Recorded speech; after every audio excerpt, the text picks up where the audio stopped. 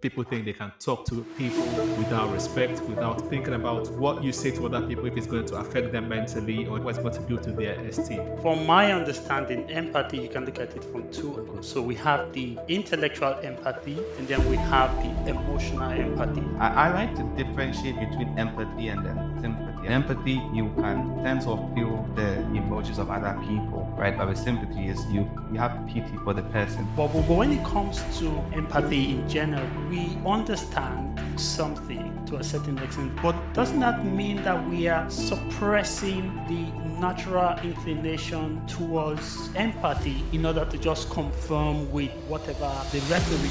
Welcome to Dr. Toves Corner. Welcome to another episode of Scatteryan.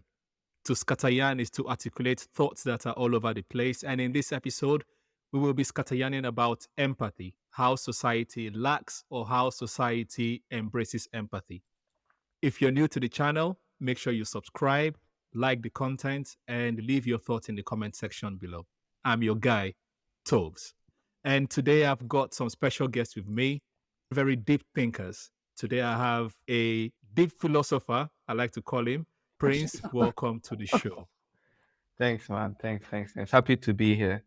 I'm Yeah, excited, you're man. welcome. Honestly. Yeah, it's good to have you. And I also have another deep philosopher, Mr. Traveler, Ajala Traveler himself. Please welcome Mr. Professor Morris. Morris, welcome to the show. Thank you. Thank you for having me. It's good to be here. I'm sure we'll have a great conversation. So looking forward to it. Hopefully. I like that everyone is smiling already. So we'll keep the conversation light, even though it's a deep one. We'll keep it lighthearted. That's it, really. So let's jump straight into it. Now, there's this phenomenon on social media, and not just social media, in real life as well, where people think they can talk to people without respect, without empathy, where they say what's on their mind. Yeah, we encourage people to be free, express yourself, but Mhm. how about thinking about what you say to other people if it's going to affect them mentally or if what it's going to do to their esteem? So my question really is, who teaches people empathy? Is it something they learn growing up, or is it something about society, or do they just misunderstand what free speech means? I'll start with you, Morris. Okay. When it comes to the subject of empathy, I'd like to break down that definition a little bit because some people define it in various ways. So let's break down what that means. So, from my understanding, empathy, you can look at it from two angles. So, we have the intellectual empathy, and then we have the emotional empathy. A lot of the time, when we talk about empathy, people often refer to emotional empathy, and that kind of involves a deep feeling or emotional reaction. And this uses reason rather than thought. Okay. And what happens is you resonate with how someone feel. And that actually happens as a result of mirror neurons in our brains, which kind of helps us to understand other people's emotions. And as a result, if we could relate more to it, then chances are we're going to understand and feel empathetic about that situation. So that's the emotional empathy part.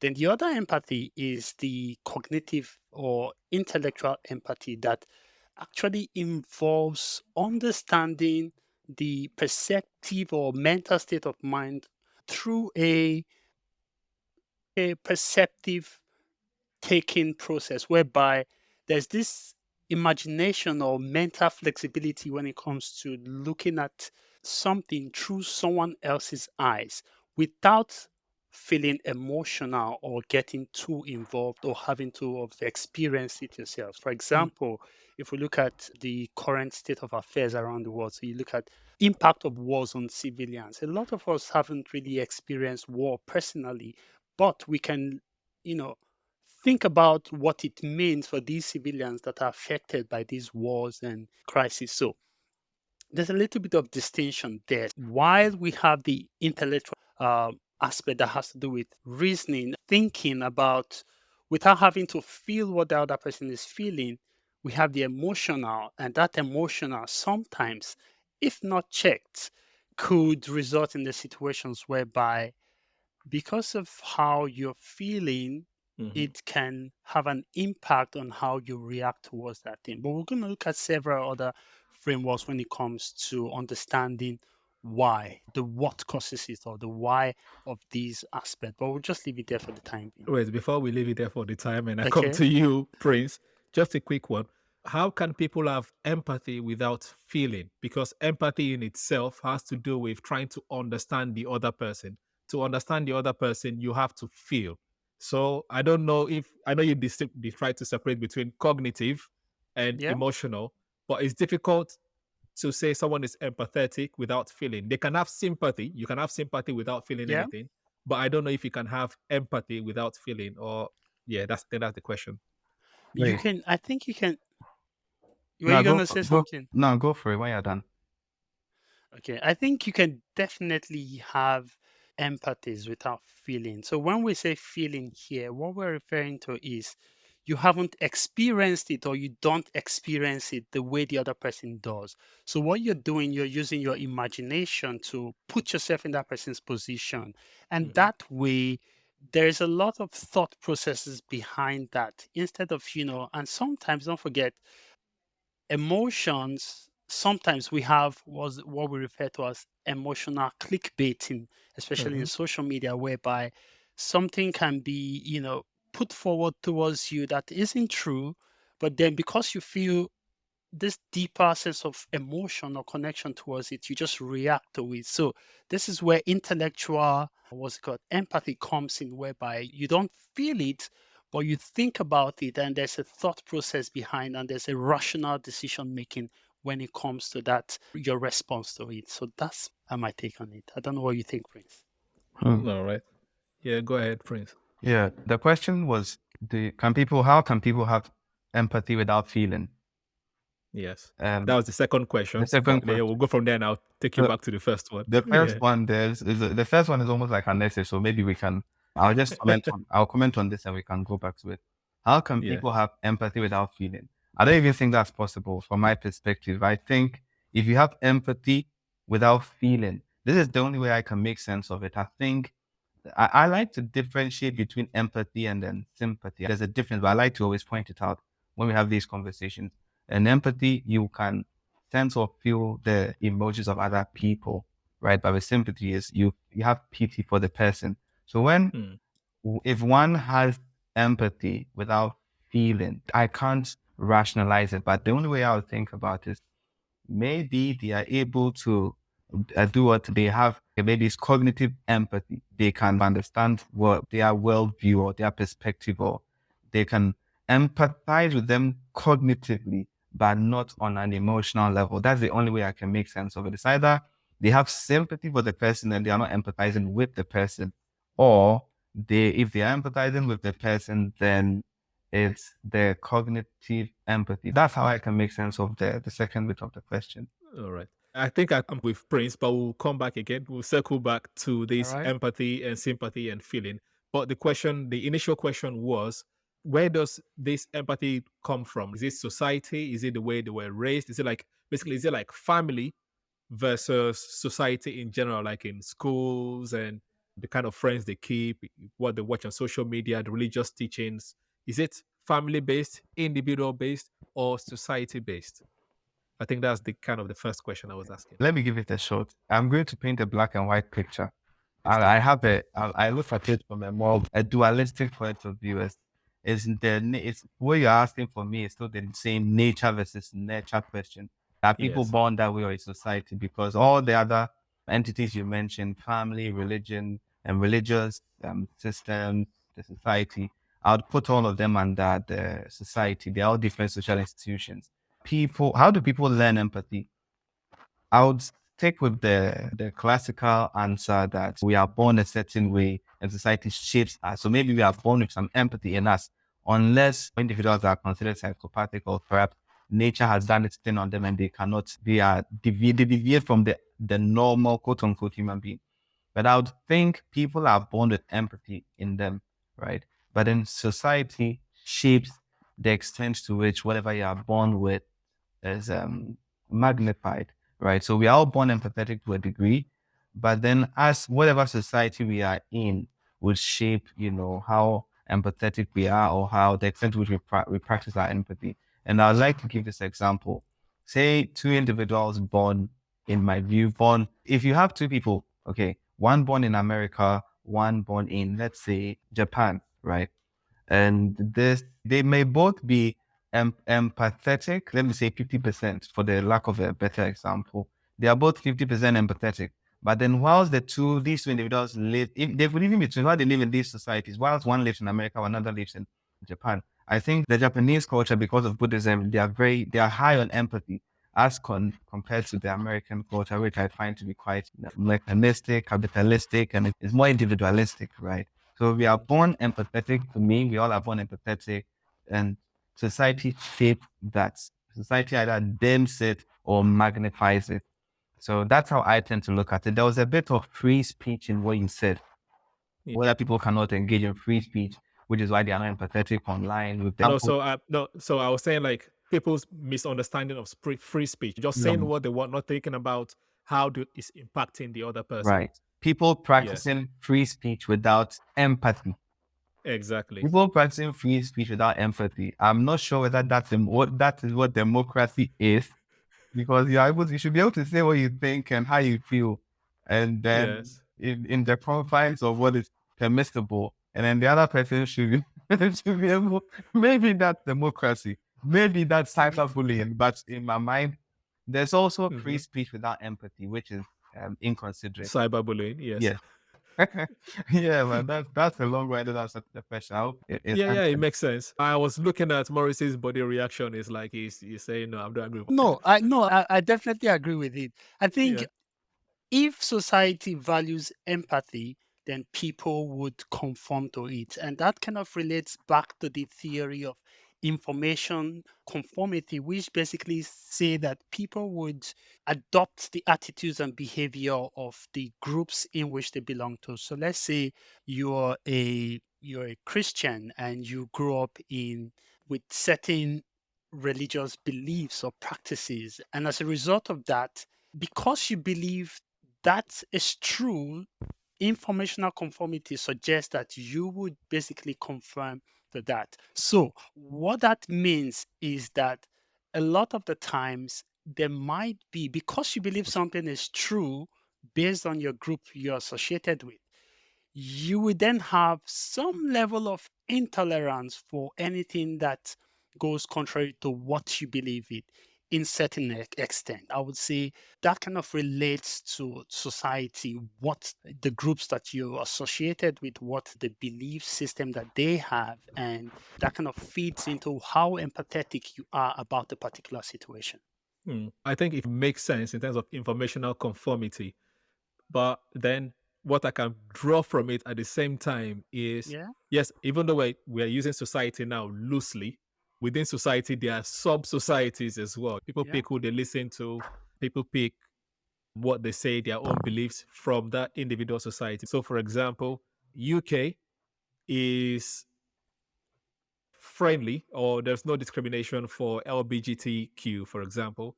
Whereas I think Nigeria and Ghana, I can say, because they're not so empathetic or sympathetic to LGBTQ plight. Definitely. But at the same time, within the society in Nigeria and in Ghana, there are some people that are empathetic to those that are LGBTQ, and there are those that are not empathetic to LGBTQ. In the UK, where there's that freedom, there are people that are also sympathetic and empathetic to LGBTQ plight, and people that are not empathetic to LGBTQ plight. Now, which takes me back to what the point that you raised, Maurice, in terms of you can be, some people don't have the feeling, they've yeah, not experienced it, so they might not have that empathy. They can, you call that intellectual empathy. They hear it, but they can't really feel it. So the question now I have is, how deep must you feel it? Must you experience something to be empathetic to someone else? So, for example, I brought up the LGBTQ community. I'm sure I'm going to speak for myself. I'm not a member of the community of LGBTQ. I've not experienced it. I will never experience it. But it doesn't mean I don't have empathy for them. It doesn't mean I don't understand their struggles. It doesn't mean I don't exactly. understand what they're going through in terms of when they say people are looking down on them, they're not having opportunities, people don't want to talk to them, people don't want to explain to them, people look like. So The question is, must you experience it before you actually know, before you actually have that empathy to people? Must you be fat first before you understand that you shouldn't be rude to a fat person? Must you be gay before you understand that, okay, I shouldn't be rude to a gay person? Should you be a pastor before you understand that I should be empathetic to a pastor? Should you be an imam before you're empathetic to someone that is an imam? Should you be a beggar before you're empathetic to people that are beggars? So yeah, that's the question. Yeah, Um, Morris will come in. It's just Professor, no. carry on. Nah, for me, I'll just say no. You don't have to experience it really, and this is why. Because from my perspective, and I like what when Morris gave us that clarification, that distinction from the get go. You don't have to Mhm, experience it or be it to be able to empathize with them. So, from my perspective, most empathy is cognitive empathy, right? We understand it, it makes sense to us. The rational argument supporting whatever position that is makes sense to us, but mhm, we may not have experienced it. There's no way we'd experience it. We cannot possibly see ourselves in that position. Okay. And to me, that is where education comes in, which is something we'll speak about later. You don't have to mhm, be it. You shouldn't have experienced it. You shouldn't be in that situation, but you should have the capacity to detach yourself from your particular perspectives and way of your upbringing and whatever you are used to. You should be able to detach yourself to. I've forgotten which philosopher that said it, that an educated mind is one that is able to entertain an idea without necessarily accepting it. Okay. So you should mhm, be able to empathize without being it. If you've been it, I feel like it makes that easier. Or if you are, it makes it easier. Or you are it, or you've experienced one way or the other, it makes it easier. But I particularly think because there's so many things I empathize with, I have no experience about it, and mhm, there's no way I see myself being in those positions. And the example I would say, the LGBTQ one is quite sensitive now because in Ghana there's a bill that is in Parliament, or they're trying to make it, or they're trying to criminalize practicing those in that community. So I don't. It's mhm, quite sensitive at the moment, but the animal rights community, it's a group that mhm, I quite empathize with them. When they go on campaigns about people not eating animals, etc. I'm pescatarian, 80% pescatarian, and I eat all sorts. But their arguments make sense to me, and I empathize, and I take some of the things they say, but mhm. I don't see myself like being completely like doing what they are doing, going on campaigns like vandalizing Yeah. restaurants, etc. But And you don't abuse them either. I do not abuse animals either. I do not. Yeah, you don't abuse. I'm not saying you don't abuse animals. You don't even abuse those that are campaigning Those either. are yes, those are Yeah, because yeah, I think that is the thesis. That's the theme of the conversation. People don't understand something. They don't want to educate themselves about something, but all they do is just abuse the other group yes. without empathy. They don't try to. They don't even try to sympathize. Not talk about empathize. They No, just hear something. It doesn't conform with what I know. So all I'm going to do is just call them mumu, call them idiots, call them crazy. Basically, for lack of a better word, poop on them because they don't have the belief. They don't have my ideology. So, Morris, yes. where do you come in this? I think when it comes to empathy, emotions can be contagious. I think that's another tiny aspect that we can explore. And sometimes, because we have a situation whereby people around behaves a certain way. So, for example, you have a situation whereby someone has a different political ideology to you, right? And you're most often in that circle whereby the information you get pretty much reinforcing your original beliefs and whatever your ideology is. So what happens is that can be essentially contagious, and it will get to a situation whereby that could have a negative impact, I would say, on whether or not these rhetoric, for example, you're in the political space and there's this ideology. I remember during the last campaign in Nigeria where most people essentially the obedience as being violent on social media. If you don't agree with, if they don't agree with you, then they'll basically just insult you all the way, Mhm. which is not always, obviously the minority or the negative always finds its way, Yeah, and that's what's people are attracted more to negativity. Yeah. yeah. But that happens. But what happens is because there's this influence whereby because the people around you are experiencing this similar feelings in a way, then all of a sudden people tend to react to it. And as a result of that, kind of leads to a situation whereby you are then undermining the other person's opinions or ideas without even factoring in what their own perceptives are or how they view the event. So that's also another aspect I just thought of chipping in. So that's one aspect. But when it comes to empathy in general, I think if we go back to conformity, which is similar to what we talked about earlier on, would we then say that yes, we understand something to a certain extent, but doesn't that mean that we are suppressing the natural inclination towards empathy in order to just conform with whatever the rhetoric around the situation is? I don't know what your takes are. Okay, Prince, you want to go first or should I go first? Please go first. So, empathy is not conformity. You don't have Okay. to conform to empathize. Empathy, by the definition of the word, is just to understand. I gave the example. I don't have to be LGBTQ to understand what the LGBTQ people are going through. I don't have to be obese to understand what the obese people are going through. I don't have to be super muscly to understand what is the ideas of the super muscly people. And Prince already mentioned it. Education is understanding without conforming. So I can understand people plight, but I don't have to insult them. Just because I don't agree with someone or some group of people does not mean I should insult them or say what they are saying is rubbish, what they're thinking is rubbish, or because they are telling me what they're going through, I have to conform. You don't have to conform. You can understand and let people be.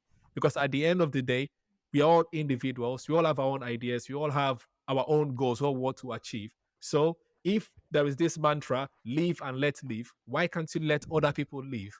Why do you have to insult other people because they are not you? They don't think the way you think. And why do you want them to conform to you? Because most of any group that is activists, they're not asking people to conform. They're just saying, see us, understand what we are going through. Please let us also be able to live the way you're living. Let us be able to have our own ideas the way you have your ideas. I don't have to conform, but I can be empathetic without just being insulting. That's what I have to say to that. I don't know if Prince wants to chip in there or No, I completely agree with contradict. everything you've said. Sometimes I think, I don't know, my thoughts around this is not so well formulated. It's something like my views on it are evolving, so I don't really want to speak so much about it per se, but I think it gets so there's a degree to which society must be open-minded and be more tolerant of others, right? Especially all societies, but I find that some societies are more open to conversations and some societies are more empathetic than others, right? I don't know whether it's the extent to which the economy of the country is developed, the extent to which Mhm. the bulk of the population are educated. I don't know whether it has to do with class, the social class that the people belong to. I don't know, but I think there's something that some societies are able to do, some echelons of society are able to do, which is engage in free speech and open conversation where there's tolerance and there's like understanding and acceptance of other people's positions without necessarily conforming. Yeah, when you were talking, I was wondering, especially when Morris gave the example about the obedience. I was wondering whether I could say, let's say some less developed countries are less open-minded compared to developed countries. But then I go on Twitter and I see what the bashing that goes on Twitter, and I'm like, can I even say that? But Yeah. some societies are definitely more open-minded. There are some conversations I'll be able to have with my friends in the UK as opposed to my friends in Ghana. If they don't know, they're not even open. I don't even want to hear it. Yeah. Exactly. They don't You want to know, hear it. They don't even get. I had a similar conversation with a friend of mine just a few weeks ago, and we were just talking, and the issue of LGBTQ came in, and then obviously he's Nigerian, and you know how Nigerians could be charged up about issues like that. And the guy was like, and he's Catholic as well. He said, I heard that the Catholic Church is going to, whether they've approved it Yeah, or they Church are of going to, England. Church of England. I don't know. He said the Catholic the Catholic Church Church, is the Catholic Church considering. in the media that they are allowed to now officiate same-sex marriage. Yeah. Yeah. So when he was so angry, he was like, the day they do that, he's going to stop going to church. And I was like, interesting. Mm. Have you asked yourself why? And I was trying to probe him to get the answers as to why do you feel such emotional attachment towards this issue? You've not, I said, you've never been gay. You've Mhm. never, you don't even know what it feels like to be Mhm. gay. So why are you so opposed to the way people want to live their life? Mhm. And I didn't get the answer I wanted. Or Obviously, there's yeah, no answer. exactly. But yeah, but it does happen. Yeah. So since you were talking about church and bringing Christianity into, I don't know about any other religion. In New Testament, who does Jesus argue with the most? The Argue. I priests don't know. Right. and the Okay. Pharisees and the Okay. Sadducees and all. He always The argue with scribes the and all of religious them. people because all of the religious people are basically the people like the people now, right? They don't want to change. They've heard this teaching. They will live by it. Who was Jesus chilling with? He was going to chill with Zacchaeus, tax collector. They call him a sinner. Mhm. They're like, you're not supposed to be doing this. It's against. And it was like, look, it's not what goes into you that makes you to sin, it's what comes out of you. If he wants to follow the whole Pharisee law, he should not be doing that. But he was always arguing with those religious people because it's basically, and he also called them hypocrites. So basically, what you think might not be factual, you need to have some understanding. You need to be open minded. You need to listen to other people. You can't just discard people because your ideology is not their ideology, which is crazy because those are the same people that will have, well, most of us are like from southern parts of our country. So we have more Christian. If you are from another part, like Nigeria, Ghana, you'd be more Muslim. I don't know how that works. But anyways, Arab trade, that's a story for another day. But um, you have Christians friends with Muslims, you have Muslims friends with Christians and unbelievers and all those things. But yet, when they come on social media, it's like they've never been friends with any Muslim in their life. They've never been friends with any Christian in their life. They've never been friends with anyone that does not believe in any religion in their life. I think that's what I want to move the conversation to now, because now empathy, yes, in real life, you can pretend, you can try to be social and civil, but no one is policing your tweets. No one is policing what your Facebook. How come that empathy is lost on the internet, but in reality, it does not seem to be? People are more tolerant in real life than they seem to be online. What's your take on it? I'll start with you, Prince. I think it's the social media world has its own dynamics and rules and regulations that governs it. Sometimes it baffles like me, right? Like the shortest way I can make sense of the shortest answer I can think of is that when people are online, you can't see their face, right? There's no direct contact. You don't know, their identities can be concealed. And once people's identities can be concealed and hidden from whoever it is that we are dealing with, some people even have fake accounts. Some people don't use their own in pictures and what have you. And so the fact that people can conceal their identity is what makes it possible for them to go online and behave differently than they would have behaved in real life. So that is it. You get to hide behind a mask, sit behind a computer, and then with the Twitter finger, do Or whatever, Instagram fingers. Instagram fingers, Facebook fingers, do whatever, say whatever you want. But then in real life, Mm, some people may not be about the things they say online. mm. Yeah, I think the Yeah, and concealed identity is what's like doing all of that. right. And Maurice, what do you have to say to that?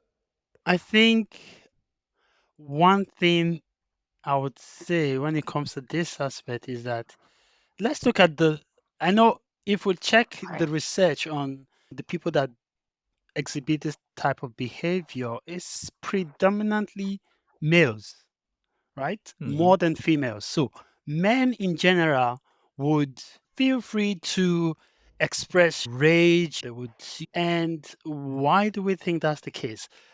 Could it be that it has something to do with the way we were raised as infants? Remember, when we were growing up, as a male child, you're basically encouraged to be a bit tougher, I would say, if you do not to show emotions. If something affects you, don't cry. You're not supposed to cry. And there's even this, you're behaving like a girl and stuff like that. Mm-hmm. So it's like from a very early age, males are generally nurtured in a way whereby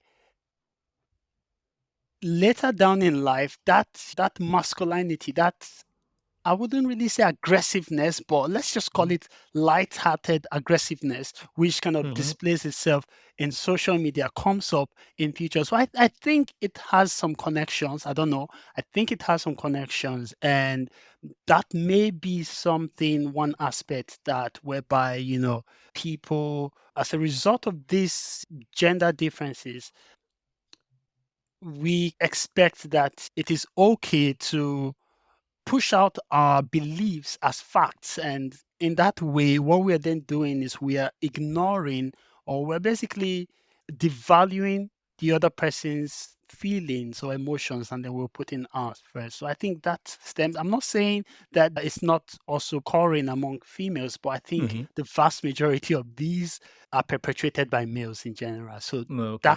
that could be something that relates to childhood development, and I don't know. Right. So I guess those males were also not trained properly, or did not accept the training, because you mentioned about behaving like a girl. They say girls are the ones that talk too much, but on the internet is the boys that are talking too much. So I guess they need to go back and be retrained because they're I not guess, listening. They're not yeah, listening to what they were taught in the first I place. don't know. Maybe they're having selective outward approach. Selective When it comes, understanding. yes, when it comes to that aspect. But yeah, I Yeah. don't know. I just thought maybe it's something to do with the way we were raised as well. So Okay. Prince, you have anything to chip in? Or... No, I think I find what Morris was sharing very interesting. It just gotten me to think a lot about what I've also encountered online, and I find that it's it's it's in line with some of the things he said, but no, it just got me thinking. Really, there's nothing that I would add to it for now. Okay. Okay. And if you've agreed or disagreed with what we've been saying so far, please make sure you press the like button, even if you disagree anyway. And subscribe is free to subscribe. Leave your thoughts in the comment section. I would like to have a session in future where I'm just going through the comments and discussing and debating with you guys. I'm going to pause the conversation here so we can have another deeper conversation as a new episode. Yeah, so please watch out for the next episode. People is going to be coming out the following week after this. Please like, once again, subscribe. Do you want them to follow you on Instagram, or you want to promote anything to push? I'm a LinkedIn person. So No, okay. yeah, LinkedIn is Dr. Prince. That's that. But most people would they want to.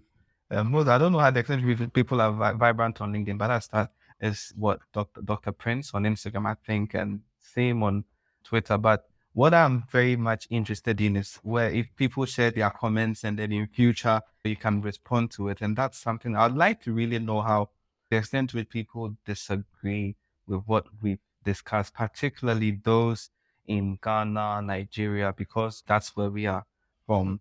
Yes, what most Ghanaians think, what Nigerians think, those Ghanaians and Nigerians that live in Ghana and Nigeria, and then those that live in Europe or the Northern America and all other parts of the world. But yes. Yeah. All right. Fair enough. And Morris? I'm always private. But like Prince said, I'm on LinkedIn as well. So you could find me, Maurice Sinjika, there. So should be I think I'm the only Maurice Sinjika on LinkedIn. So it should be easy. All right, guys. I'm going to leave all of their socials in the description below. And if you're listening on audio platforms like on Spotify, Apple Podcast, you can also leave your comments on our social media at DrTovesCorner on Instagram, Facebook, and X, and at It's DrTovesCorner on TikTok. Until the next episode, use your brain. SCFR.